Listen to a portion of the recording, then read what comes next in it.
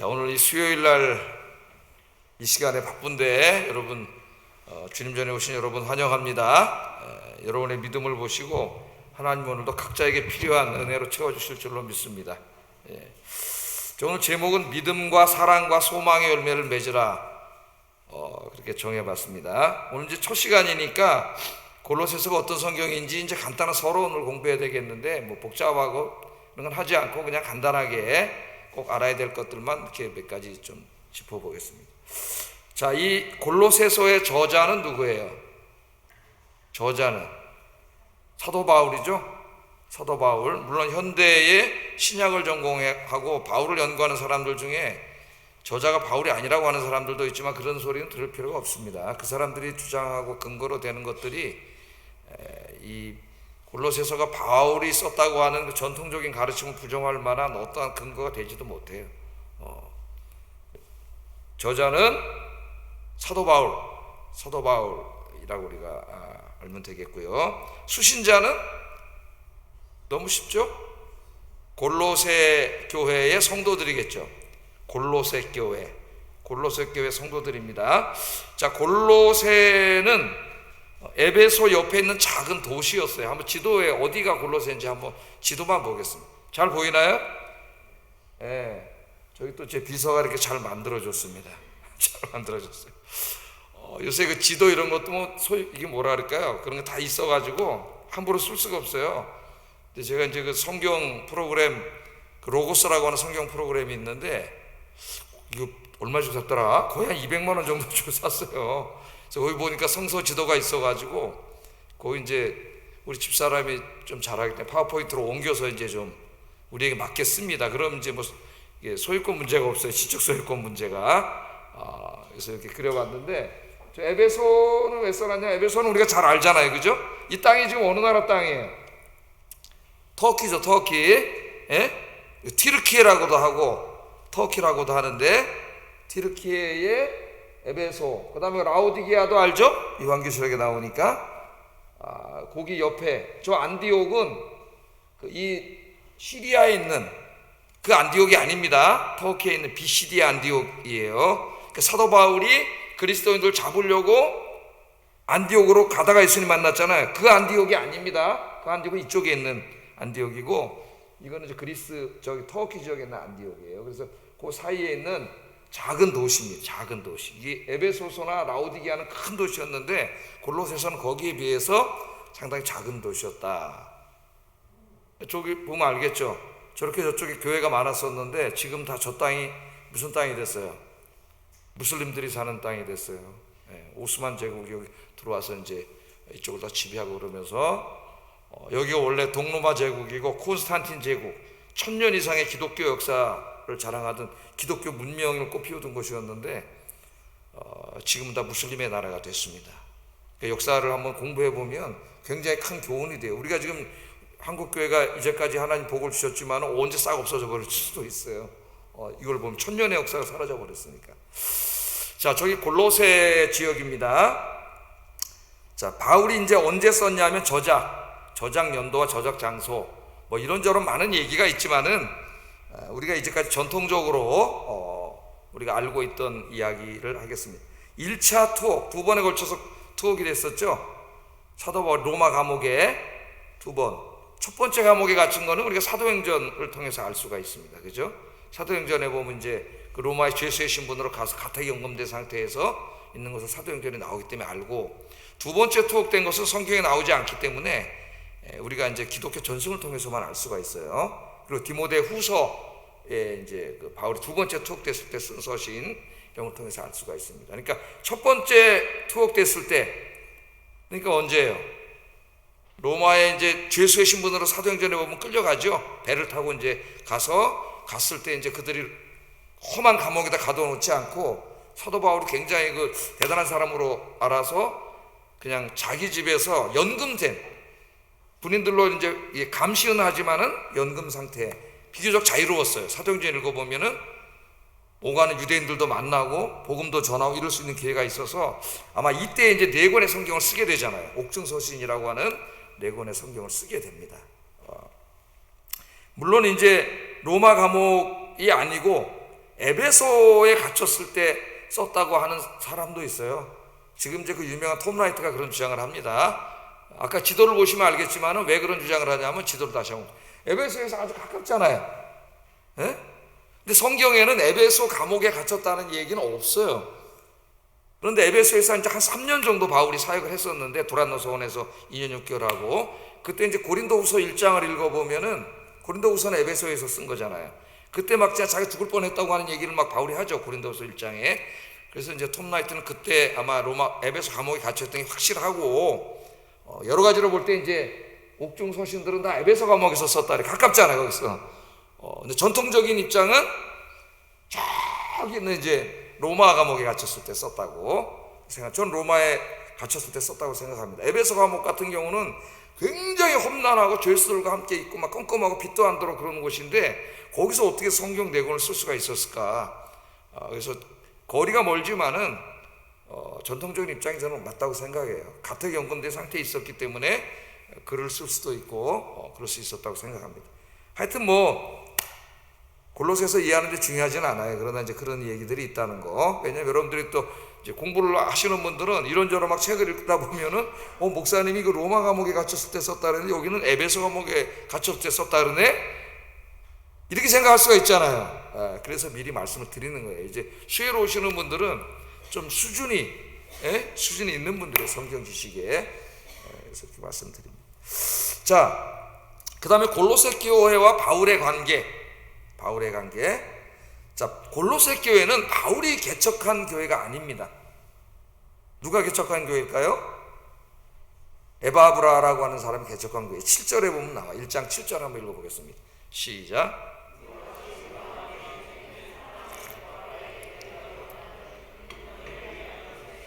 신실한 일꾼이요. 그렇죠. 이와 같이 우리와 함께 종된, 바울이 뭐라는 거예요? 우리와, 그러니까 바울과 거기 또 디모데와 같이 있는 사람들이니까 우리라는 거죠. 우리와 함께, 우리처럼 하나님의 종된 동등한 사역자로 여기는 거예요. 에바브라에게서 너희가 배웠다, 그걸 얘기하는 겁니다. 에바브라가 개척한 교회고 그 에바브라는 그리스도의 신실한 일꾼이다. 그 에바브라를 이제 이렇게 높여주는 거죠, 사도 바울이. 그래서 에바브라가 세운 교회예요. 그러니까 이제 아까 다시 이 지도를 보면은 바울은 에베소는 갔죠. 에베소 교회는 바울이 개척을 했습니다. 그런데 거기서 이제 좀 한참 들어가야 되는 이제 골로새까지는 가지는 않았어요. 가지 없었기 때문에 바울의 제자 중에 한 사람인 에바브라가 이제 바울과 같이 뜨거운 마음을 가지고 저 골로새로 들어가서 저 계곡으로 들어가 가지고 이제 복음을 전한 거죠. 그래서 거기에서도 교회가 세워진 거예요. 교회가. 우리 초창기 이제 선교 때도 보면은 어떤 선교사들은 막 저 장백산맥, 저 백두산이 있는데 그 일제 시대 때 거기가 얼마나 깊은 산 속이었게 생각을 해보세요. 거기 사는 사람들을 거기까지 들어가 가지고 복음을 전하고 거기 막 교회가 세워지고 이런 역사들이 있습니다. 지금 우리가 그런 뜨거움을 잃어버렸어요. 복음에 대한 뜨거움은 하나님의 명령인데 잊어버려가지고 우리 교회가 다시 찾으려고 이제 추수감사절 다음 주일 우리 집사님, 건집사님 기도해 주신 것처럼 종역 전도, 그걸 다시 찾게 해주려고. 여러분 다시 뜨거움이 회복되길 주의 이름으로 축복합니다. 이처럼 막 바울에게서 배움을 받은, 말씀을 듣고 배운 사람들이 가만히 있지 못하고, 바울이 다 갈 수는 없지 않습니까, 한 사람이. 그러니까 막 이쪽 저쪽 이제 막 산으로 들어가고 계곡으로 들어가고 이런 데는 이런 분들이 복음 들고 막 들어가서 교회를 세운 거예요. 우리나라도 그랬어요. 우리나라도. 그때는 막 하나님이 놀랍게 역사해가지고 무슨 신학 공부한 목사님이 교회에 있는 것도 아닌데 그냥 은혜 받고 간 사람이 막 교회 세우고 거기서 예배를 드리고 이런 역사가 일어났어요. 하나님의 특별한 역사가 막 일어났습니다. 지난번에 우리 설교하신 그 교수님이잖아요. 필리핀 저 안에 막 밀림 산속 이런 데 들어가면 목사님들이 있는데 신학교는 가보지도 않은 그런 분들이 그냥 목사하고 있는 거죠. 이렇게 쉽게 얘기해서. 그래서 그분들에게 이제 이게 신학교를 어떻게 해줄 수도 없고 그래가지고 사이버로 만들어서 이제 인터넷으로 연결해가지고 거기 들어와서 신학을 공부시키려고 한다. 그래서 저희 장로님들하고 의논해가지고 저희가 또 거기 총 예산이 3천만 원 든다 그러는데 한국교회가 좀 십시일반으로 저희도 한 200만 원 헌금을 해드렸습니다. 거기에 좀 구축해가지고 하도록. 그랬더니 교회 감사하고 또 장로님들 이렇게 감사한다고 감사 편지가 왔어요. 메시지가. 자, 그래서 이제 이 에바브라라는 사람이 가서 세운 교회다, 그렇게 우리가 보면 알겠고, 자기가 세운 교회는 아니었지만은 사도 바울이 교인들을 귀하게 여기고 자기 세운 교회 전혀 차별 없이 정말 애정의 마음으로 서신을 보내는 거예요. 물론 이제 하나님께서 보내게 하신 거죠. 바울이 썼지만은 성령이 역사하셔서 하나님의 뜻을 전달하는데 잘못을 범하지 않도록 하나님 영감해 주신 거죠. 그래서 성경은 이 골로새서는 하나님의 말씀을 전한 바울을 통해서 하나님이 전하신 말씀이지만, 하나님이 바울이라는 사람을 사용했기 때문에 바울이 가지고 있는 인간적인 어떤 특징들, 그게 문체라든가 사용하는 어휘라든가 그 가지고 있는 지식이라든가 이런 것을 다 사용하신다 그랬죠. 하나님이 그렇게 한 것을 우리가 성경의 영감이다 이렇게 한다 그랬습니다. 자, 이 골로새서의 저술 목적은 크게 두 가지로 볼 수가 있는데, 첫째로는 성도들의 신앙의 성숙, 또 하나는 이단들로부터의 지키기 위함. 그 초대교회 때는 이제 복음, 사도들이 가르친 복음과 다른 얘기를 하는 이단들이 굉장히 많았어요. 아직 뭐 이렇게 막 다 이렇게 신학이 정립되고 이럴 때가 아니기 때문에 사람들이 헷갈리는 거죠. 이제까지 여기 와서 목사한테 이렇게 배웠는데 어떤 목사라고는 또 다른 사람들에서 다른 얘기를 하니까, 요즘이 좀 비슷합니다. 인터넷에, 유튜브에 그런 사람들이 많기 때문에 우리 목사님 설교는 이게 아니었는데 유튜브에 나오는 이 목사님 이렇게 설교하네, 뭐 이제 그런 걸 좀 생각해 보시면 되겠어요. 그래서 신앙들의 이 성도들의 신앙 성숙을 위해서 썼는데, 골로새서를 읽어보면은 신앙이 어떻게 성숙되느냐, 하나님의 뜻을 아는 거예요. 하나님의 뜻. 근데 그 하나님의 뜻이 뭐냐면은 예수 그리스도를 통해서 하나님이 한 개인을, 사람들을 구원하시고, 사람들만이 아니라 이 세계를 구원하시고, 그 세계만이 아니라 하나님이 창조하신 온 우주를 구원하시는 하나님의 이 엄청난 구원의 계획, 누구를 통한 구원의 계획이에요?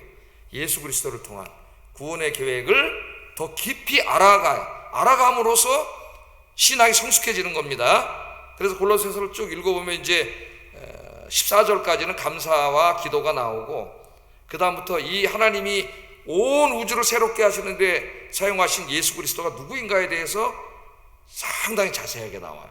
그리스도가 누구인가. 이제 이걸 하이 크리스톨로지, 고기독론이라는 게 어떻게 번역을 할 수가 없어서 우리가 고기독론이라 그러는데, 예수님의 신성을 자꾸 부정하고 하나의 그냥 인간으로 자꾸 취급하려는 걸 로우 크리스톨로지, 저기독론이라 그러고, 예수님을 하나님의 아들로 이렇게 높이는 것을 우리가 하이 고기독론이라고 이렇게 번역을 해요. 번역을 할 때 뭐 다르게 번역할 수가 없어, 이 번역어를. 자, 그 예수 그리스도가 누구인가에 대해서 나옵니다. 그래서 앞으로 이제 공부하면서 예수님이 누구인가에 대해서 또 상세히 묵상을 해볼 거예요, 우리가.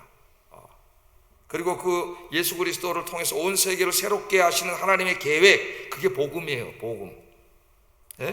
그 복음이 이제 골로새 지역의 에바브라를 통해서 전파됐고, 너희들이 이제 골로새 교인들이 그 복음을 듣고 예수를 믿게 됐고, 그렇게 되는 거죠. 근데 그들의 이단들이 들어와 있기 때문에 2장에 보면 골로새 2장에 이단들에 대해서 얘기합니다. 그 이단들에 빠지지 않도록 사도 바울이 가르치는 거죠. 말씀을 가르치는 거예요. 그래서 그 예수 그리스도를 통해서 구원받은 그리스도인들이 온 우주를 새롭게 하시는, 온 우주의 하나님 나라를 회복하시는 하나님의 계획을 알고 거기 합당하게 살아가는 삶에 대해서 이야기를 해요, 뒤에 보면. 그래서 이제 3장에 가보면 땅의 것을 찾지 말고 위의 것을 바라보라, 거기는 예수 그리스도가 있느니라, 그렇게 얘기하면서 그런 그리스도인들의 어떤 예배 생활이라든가 도덕적인 생활이라든가 인격적인 면이라든가 이런 걸 이야기하죠.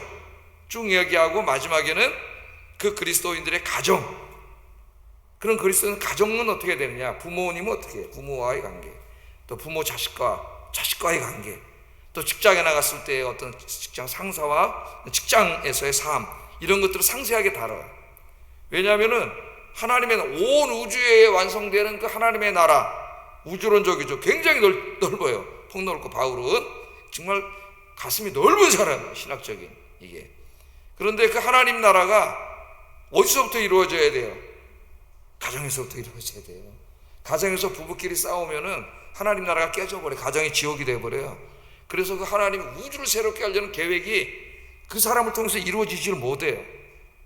또 부모와의 관계 속에서, 부모 자식과의 관계 속에서, 또 직장에 나가서, 그래서 이제 가정을 다룹니다. 가정의 문제를 다루고. 그래서 바울은 온 우주를 새롭게 하시는 하나님 나라라고 하는 엄청난 넓은 신학을 가르치지만은 그 하나님의 계획은 한 사람의 작은 삶에서 이루어지지 않으면 안 이루어진다는 거예요. 그래서 목회 소신에 보면은 교회 안에서 이제 젊은 자매를 어떻게 대할 것인지, 젊은 형제를 어떻게 대할 것인지, 이런 상세한 조그만 문제를 해서 잘못하면 하나님 나라가 이루어지지 않는 거예요. 그리고 이 가르침을 뒤집어 엎고 엉뚱한 얘기를 하는 가짜들에 속지 않도록 그렇게 가르칩니다. 자, 그 정도 하겠어요. 그 정도. 알겠죠? 한번 여러분 읽어보셔요. 성경을 한번 읽어보셔야 됩니다. 상정 갔다가 또 우리 읽은 8절 한 주간 내내 그만 읽다가 또 그 다음 날에서 9절 이러면은 전체를 알 수가 없어요. 여러분 노력을 해야 돼요. 자기가 노력하지 않고 하나님 말씀을 배우겠다? 어불성설입니다. 자기가 노력해야 돼요. 열심히 노력해야 돼요.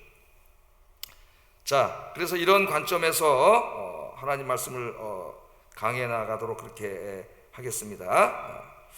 자, 그러면은 본문으로 한번 좀 들어가 보겠습니다. 본문으로. 자, 먼저 인사말, 서신이니까 항상 그 당시 서신들의 이제 편지 쓸 때, 요새 우리 편지를 안 써가지고 편지 어떻게 쓰는지 다 잊어버렸어요. 아이들이 잘 모를 것 같아요. 옛날에 편지 쓰면 어떻게 해요? 네? 군대 가면 남자애들이 엄마한테 집에 편지 쓰면 사랑하는 어머니 저는 잘 있습니다. 편지 서두가 있잖아요. 이 헬라인들도 편지 쓰는 서두가 있어요. 바울 서신을 보면은 항상 그 인사말을 쓰는데 그 인사말의 의미를 이제 기독교적으로 바꿨죠. 바꾼데 오늘은 뭐라고 인사했는지 한번 보겠습니다. 1절 한번 보겠습니다. 시작. 그리스도 예수의 사도된 바울과 형제 디모데는, 그렇게 얘기합니다. 하나님의 뜻으로 말미암아, 오늘 여기를 좀 중점을 더 보겠습니다. 하나님의 뜻으로 말미암아. 다른 인사말에는 은혜와 평강이 있을지어다, 은혜와 평강 이런 데서 제가 많이 설교를 했는데, 오늘은 내가 사도된 것은, 또 디모데도 나와 함께 동역자 돼서 복음 전하러 댕기게 된 것은 누구의 뜻으로 말미암아 된 거라고요? 하나님의 뜻으로 말미암아 된 것이다, 이렇게 말합니다. 하나님의 뜻. 그러니까 바울은 부활하신 예수님을 만난 이후에 항상 자신의 생각과 뜻을 앞세우기보다는 항상 하나님의 뜻을 먼저 찾았어요. 그게 굉장히 중요한 것입니다. 하나님의 뜻을 먼저 찾는 거예요. 자, 바울은 자신이 사도가 된 것과 디모데가 동역자가 된 것은 인간의 생각이 아니라는 거죠. 우리가 이렇게 복음을 전하고 돌아다니는 것은 인간의 생각이 아니라 하나님의 뜻이었다는 겁니다.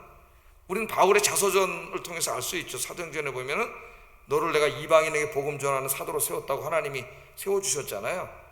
소명이죠, 소명. 하나님이 주신 소명이에요. 그래서 바울은 항상 하나님의 뜻으로 말미암아 내가 부름받았다고 하는 이 강력한 소명의식을 가지고 살았습니다. 그래서 흔들리지 않는 거예요. 그게. 자, 그러니까 하나님께서 여러분에게 직분을 주시고 교회를 섬기게 하신 그 일들을 주셨는데, 목사를 통해서 임명이 됐지만은 여러분 누가 주신 거예요? 누구의 뜻으로 말미암은 거예요? 네, 하나님의 뜻으로 말미암은.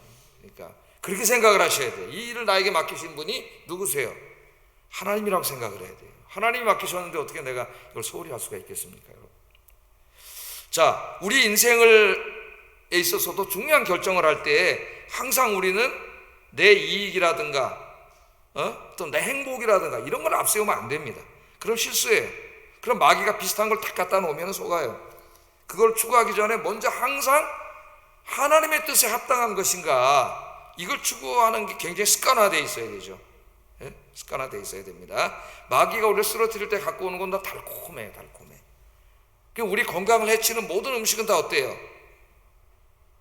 달콤해. 단 게 들어간 거 얼마나 맛있습니까? 예? 제가 요새 단 걸 잘 안 먹다 보니까 어떨 때만 단 게 너무 먹고 싶을 때가 있어요. 그럼 이제 조그만 저 주스를 따라가지고 요만큼 한 잔 딱 먹으면 살 것 같아. 예? 그러다 뛰어, 이제 나가서 뛰어서 다 태워버리면 되니까 그냥 나가서 뛰어요. 그러니까 달콤한 유혹이라 그러잖아요. 달콤한 유혹. 꿀 같은 거 한번 찍어 먹으면 계속 먹어야 되듯이. 근데 마찬가지예요. 자, 그러면 이제 중요한 게 뭐냐? 하나님의 뜻을 어떻게 구하느냐? 어떻게 또 신기한 걸 추구하는 사람들은 나는 기도할 때마다 하나님이 다 그냥 야 이쪽으로 가라 저쪽으로 가라 그렇게 얘기한다는 사람이 있어요. 하나님 음성으로 들려주신다고 하는 굉장히 조심해야 됩니다. 조심. 그렇게 하는 사람 굉장히 조심해요. 자꾸 그런 걸 추구하려다 보면 마귀가 엉뚱한 소리부터 들려줄 수가 있어요. 하나님은 점쟁이가 아니세요. 오늘 보니까 동쪽으로 가면 귀인을 만납니다. 이거 동쪽으로 가야지. 하나님 점쟁이가 아니에요. 하나님의 뜻은, 가장 중요한 하나님의 뜻은 성경에 기록되어 있어요. 그래서 내가 어떤 일을 하려고 할 때 제일 중요한 거는 성경을 읽는데, 성경에 있는 하나님의 뜻 딱 요약하면 뭐예요? 하나님 사랑과 이웃 사랑입니다. 하나님 사랑과 이웃 사랑. 그래서 여러분 고린도전서 8장, 9장, 10장을 읽으면 양심의 자유를 가르치면서 사도 바울이 이것을 가리키죠. 하나님께서 우리에게 자유를 주셨어요. 그런데 그 자유를 너희의 유익을 위해서 사용하지 말고 어떻게 해요? 하나님의 영광과 이웃을 위해서 사용하라. 이게 핵심이에요. 핵심. 핵심입니다. 그래서 내가 이 결정하는 것이 나에게 얼마나 돈을 많이 벌게 해줄 것인가가 우선되면 안 되고, 이것이 하나님께 영광이 되는가, 하나님 말씀에 합당한 것인가를 생각해야 되고, 그 다음엔 또 하나 뭐예요? 내 이웃, 나에게는 이익이 되지만은 이웃들에게 해가 되면 안 되지 않습니까? 이웃 사랑에 합당한 것인가. 그래서 우리 인생의 모든 부분에 하나님 뜻을 추구할 때 이 두 가지가 제일 중요해요. 제일 중요합니다. 하나 일반적인 기준이라고 할 수가 있겠어요. 모든 것을 이 기준에 의해서 판단을 하고 생각을 하세요. 오늘부터 하나님 사랑과 이웃 사랑, 여기에 부합한 것인지, 이것을 우리가 깊이 생각해야 됩니다. 이게 제일 중요하고, 모든 것은 여기에 다 담겨져 있어요. 하나님, 내가 이거 인류가 동쪽으로 가야 됩니까? 서쪽으로 가야 됩니까? 그건 무당이 가르쳐 주는 거죠. 그러나 어떤 일이 하나님의 뜻과 하나님의 사랑과 이웃 사랑에 다 부합된다 하더라도 하나님의 뜻에 내가 다르게 행동할 수가 있습니다. 그게 이제 대표적인 게 사도 바울 선생이죠. 사도 바울. 사도 바울이 맨 처음에 어디 가서 선교를 하려 했어요. 2차 선교 때 터키, 아까 그 지도 보여준 터키 그쪽에서 선교를 하려고 했는데 하나님이 자꾸 막으시잖아요. 자꾸 막으셔. 그러니까 그 위대한 바울도 선교 계획을 세울 때 이건 누가 봐도 하나님 사랑과 이웃 사랑이 부합되는 일이니까 기도하지 않은 것 같아요. 그러니까 자기 생각대로 그냥 아세아에서 선교하려고 그런 거예요.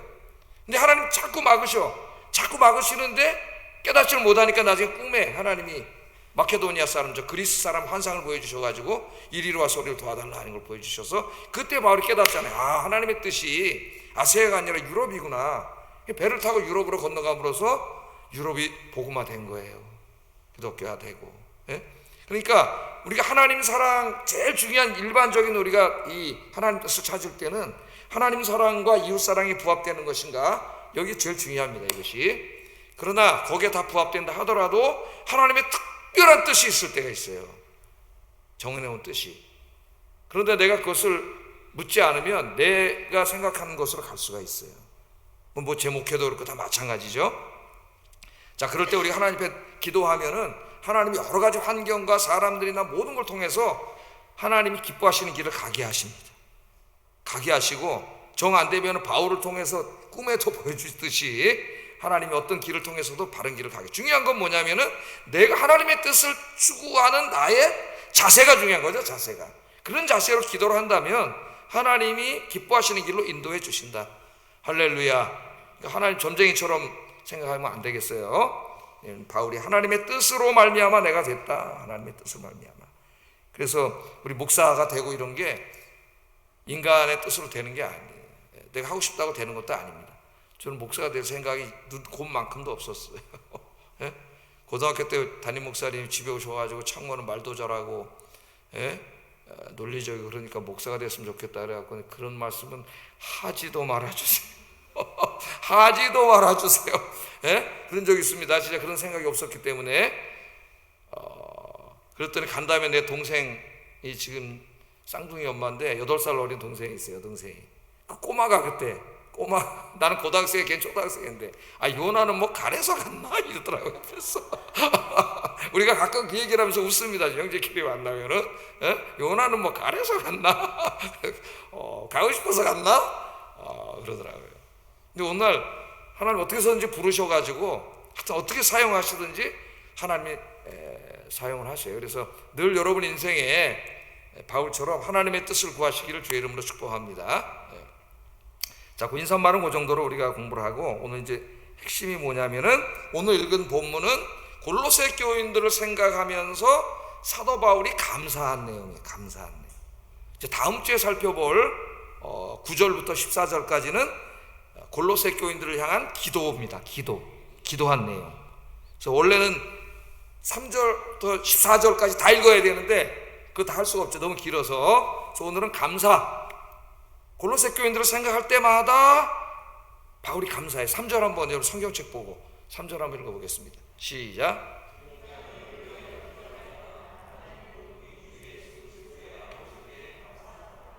하나님께 감사. 자기가 세운 교회는 아닙니다. 자기가 세운 교회가 자기 제자가 세운 교회예요. 근데 에바브로를 통해서 교회 소식도 듣고 성도들이 믿음 생활하는 것도 듣고 이제 개척한 지 얼마 안 됐는데 그렇게 신앙생활을 열심히 하고 이런 소식을 이제 바울이 들었겠죠. 아까 7절에 있는 것처럼 에바브라가 알려주고, 그런데 이걸 들을 때 바울의 마음이 어때요? 감사한 거예요. 너무나 감사한 거예요. 바울의 꿈은 뭐예요? 복음이 전파되지 않는 모든 곳에 복음을 전하해서 교회를 세우는 거예요. 거기에. 그런데 자기가 모처 가질 수 없는 곳에 제자인 이 사람이 가서 교회를 세웠는데 그 성도들의 신앙생활을 이렇게 하고 있다니까 너무 감사한 거예요. 그 감사가 왜 감사했냐? 4절 5절이에요. 이게 이제 오늘 설교의 핵심인데 한번 읽어보겠습니다. 시작.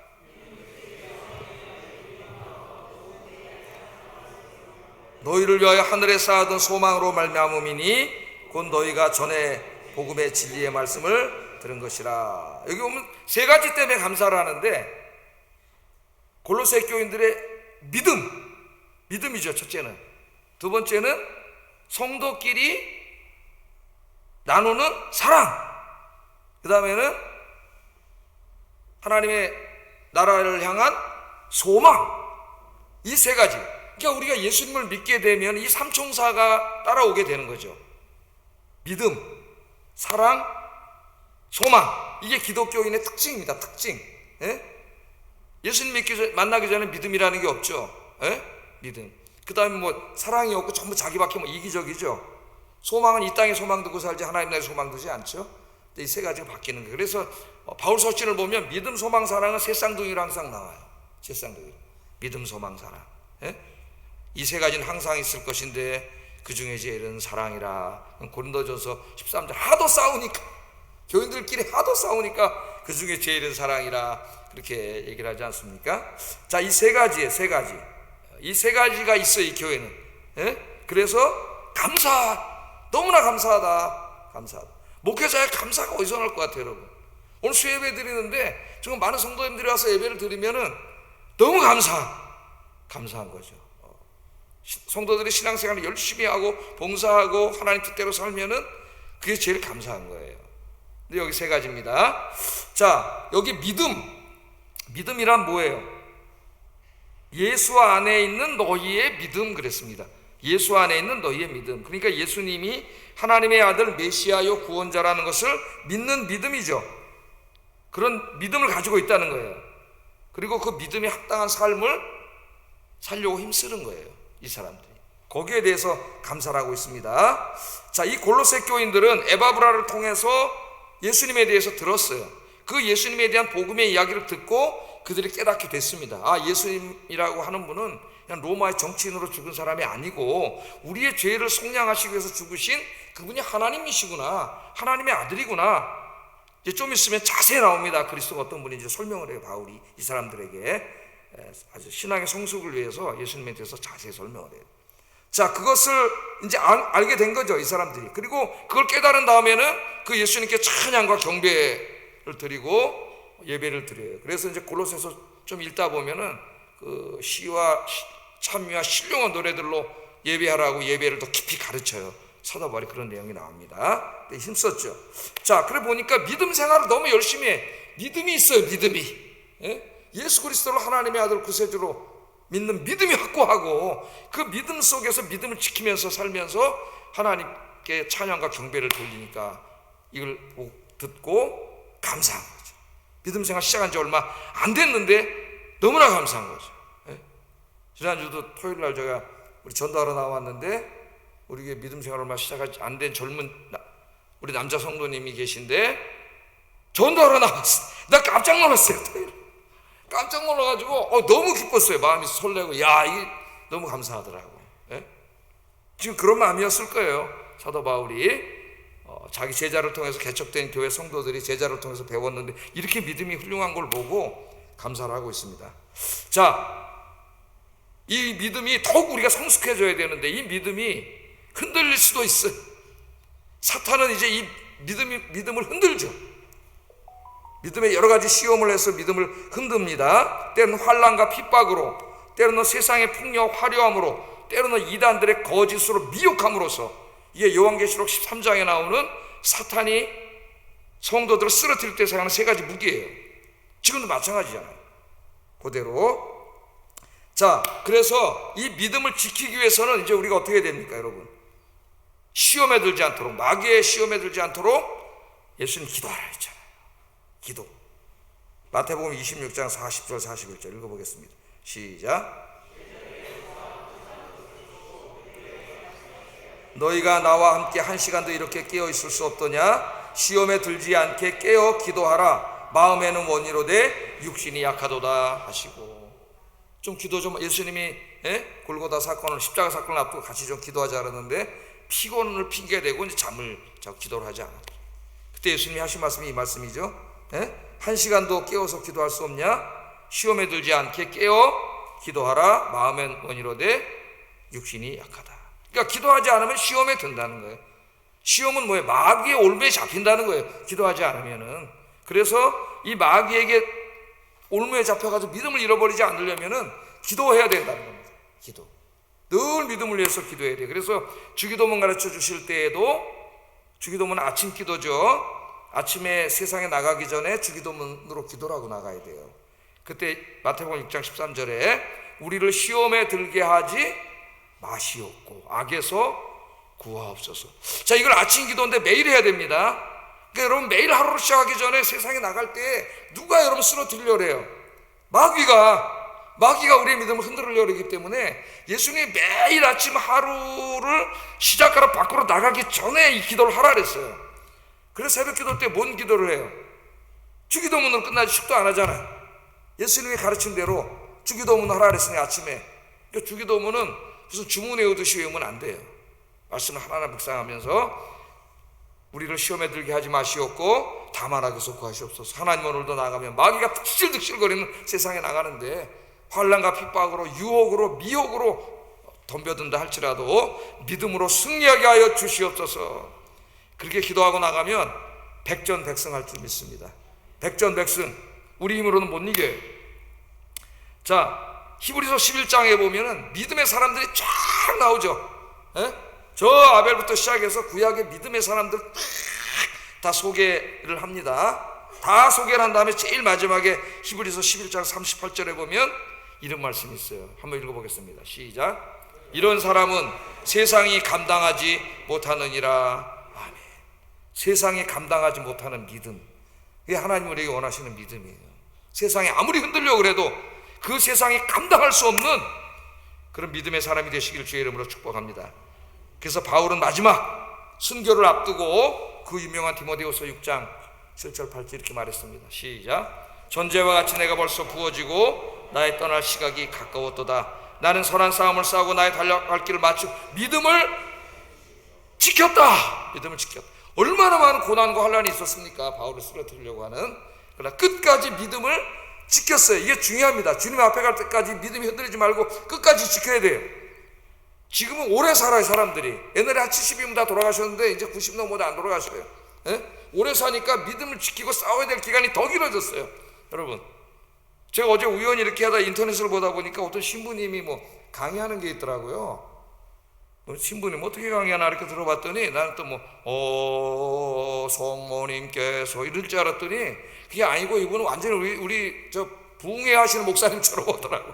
젊은 목사, 젊은 신부인데 나이도 안 들어 보이는데 근데 그분이 하는 얘기를 하는데 재밌는 얘기를 해주더라고요. 그 자기 이제 성당에 이렇게 주임 신부로 있을 때 그 성도가 하나 있었는데 그 이제 시아버님 은퇴하고 집에 있고 그래가지고 삼시세끼를 시아버지 밥을 다 해줘요. 그러다 보니까 매일 삼시세끼를 집에서 잡순대요 시아버님이. 이게 힘들잖아요.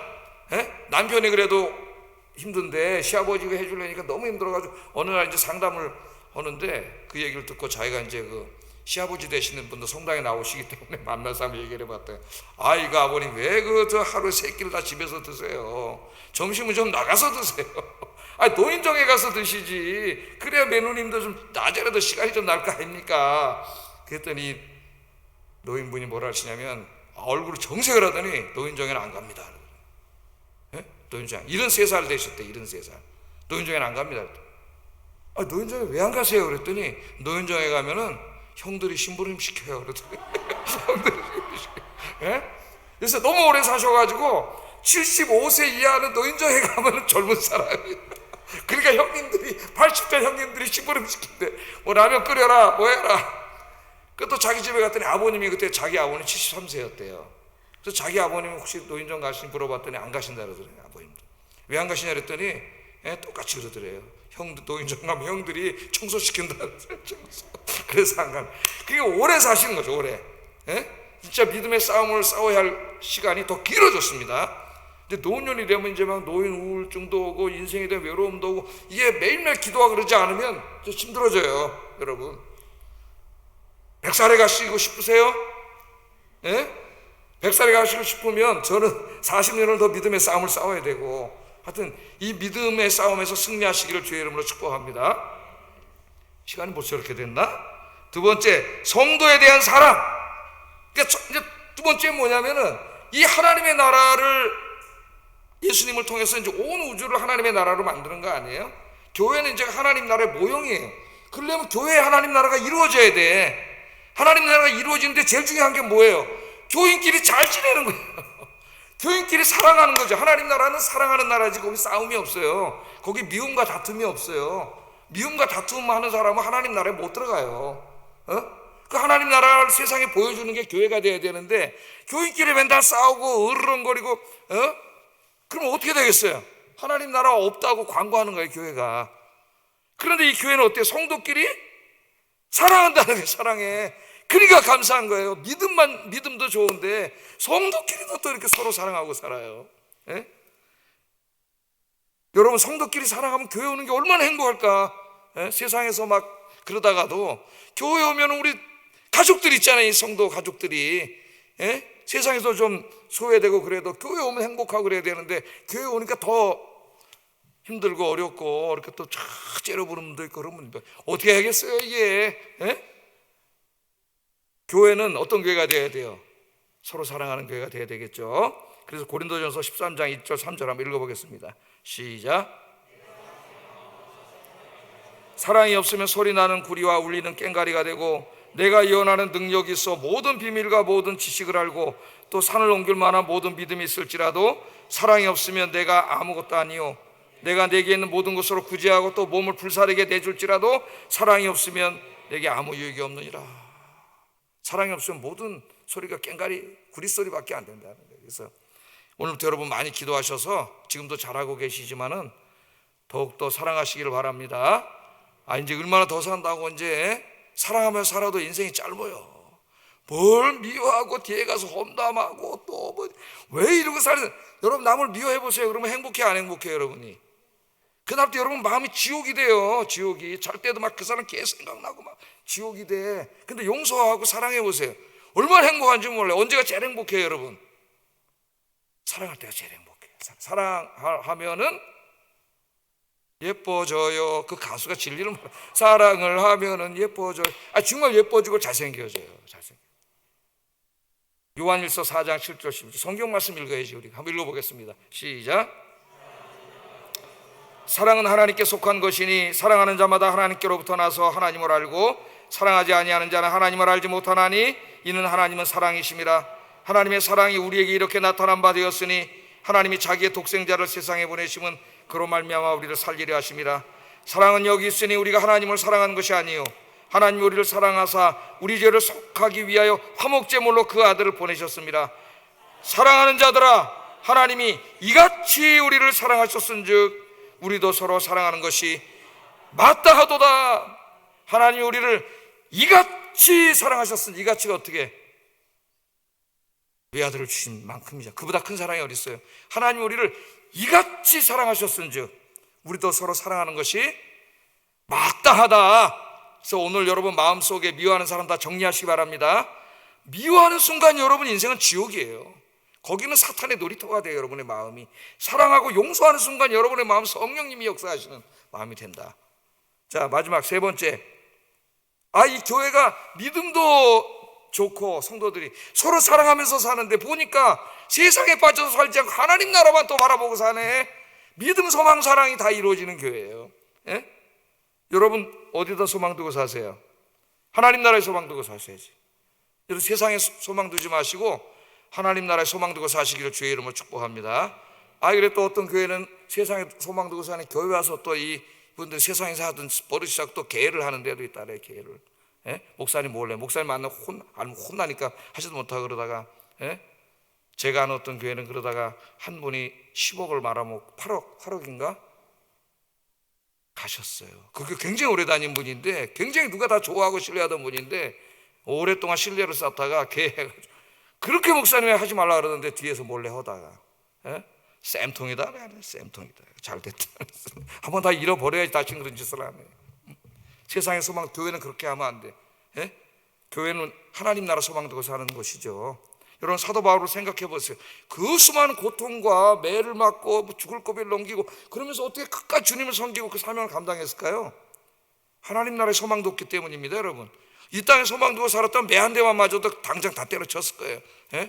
요새 뭐 조금만 힘들다 해도 예? 그런다는데 이 목사들 사람들도 어디 좀 편하냐 그런다는데, 예? 바울이 이렇게 얘기하잖아요. 고린도후서 12장 23절, 내가 수고를 넘치도록 하고 옥에 갇히기도 더 많이 하고 매도 수없이 맞고 여러 번 죽을 뻔하였으니 유대인들에게 40에 하나가 만매를 5번 맞았으며 3번 태장으로 맞고 1번 돌로 맞고 3번 파선하고 일주일을 깊은 바다에서 지냈으며 여러 번 여행하면서 강의 위험과 강도의 위험과 동족 위험과 이방인의 위험과 시내의 위험과 광야의 위험과 바다의 위험과 거짓 형제 중에 위험을 당하고 또 수고하며 애쓰고 여러 번 자지 못하고 줄이며 목마르고 여러 번 굶고 춥고 헐벗었노라. 아멘. 어떻게 이렇게 할 수가 있을까요? 여러분 이러면서도 끝까지 하나님의 상주심을 바라봤기 때문이라고 얘기하잖아요. 예? 하나님의 상주심을 바라봤기 때문이라고 이야기합니다. 히브리서 저자는 그 믿음의 사람들을 히브리서 11장 얘기한 다음에 이렇게 얘기해요. 이 사람들은 다 믿음을 따라 죽었으며 약속을 받지 못하였으되 그것들을 멀리서 보고 환영하며 또 땅에서는 외국인과 나그네임을 증언하였으니 그들이 이같이 말하는 것은 자기들이 본향 찾는 자임을 나타냅니다. 그들이 나온 바 본향을 생각하였다면 돌아갈 기회가 있으려니와 그들이 이제는 더 나은 본향을 사모하니. 더 나은 본향이 어디예요? 하나님 나라지. 예? 곧 하늘에 있는 것이라. 이러므로 하나님이 그들의 하나님이라 일컬음 받으심을 부끄러워하지 아니하시고 그들을 위하여 한 성을 하늘에 예비하였느니라. 아멘. 하나님 나라에 소망 두면서 하나님을 위해서 평생 살아간 그 사람들 하나님이라 일컬음 받기를 하나님이 부끄러워하지 아니하시고 그런 사람들을 위해서 살 성을 하나님 마련하셨다. 그렇게 얘기하고 있습니다.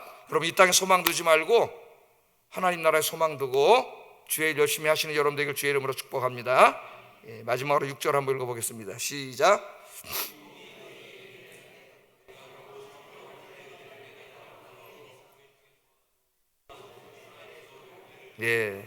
이 복음이, 이 복음이 지금 바울이 뭐라 그래요? 이 복음이 너희에게 이르러. 너희에게 이르러. 누가? 복음을 사람처럼 의인화시켜서 말합니다. 복음이 발 있는 것도 아닌데 복음이 여기 너희에게 이르렀다 그런 말을 해요. 그러니까 누가 가지고 온 거예요? 에바브라가 가지고 온 거죠. 복음이 너희에게 이르러. 너희가 그 에바브라가 전하는 복음을 듣고 어떻게 들었을까? 전했으니까 들었겠죠. 우린 전해야 돼요. 듣고 참으로 하나님의 은혜를 깨달은 날부터 너희가 들었고 깨달았단 말이죠. 예수님이 바로 구세주구나. 그걸 깨달았어요. 이 너희 중에서와 같이 이게 너희 안에서만 이루어진 열매가 아니라 너희 중에서 열매가 맺어진 것처럼 지금 온 천하에서도 복음이 전파되는 곳에서도 열매를 맺고 그 열매가 자라고 있다. 너희 안에 믿음, 소망, 사랑의 열매가 지금 이렇게 자라고 있는 것처럼 이 복음이 전파된 다른 곳에서도 믿음, 소망, 사랑의 열매가 어떻게 하고 지금 계속 열매가 맺고 자라고 있다는 거예요. 그러니까 이 복음이 전파되는 곳에는 이런 놀라운 역사가 일어난다는 겁니다. 이게 지금 골로새 교회 너희 교회만이 아니라 전 세계에서 일어나고 있다, 그렇게 얘기하고 있어요. 그래서 오늘 이 놀라운 역사가 이번 우리 추수감사절날 아이언교회에서 일어나기를 주의 이름으로 축복합니다. 우리 기도하겠습니다. 자, 첫 번째 우리가 생각해야 될 것이 내 인생 속에서 내 생각, 내 뜻을 앞세우지 않고 항상 하나님의 뜻을 먼저 추구하게 하소서. 두 번째, 굳건한 믿음과 사랑의 실천과 천국에 대한 소망이 가득한 그런 신앙생활을 하게 하소서. 세 번째, 열심히 복음의 씨앗을 뿌려 새 생명의 열매를 거두게 하소서. 기도하겠습니다.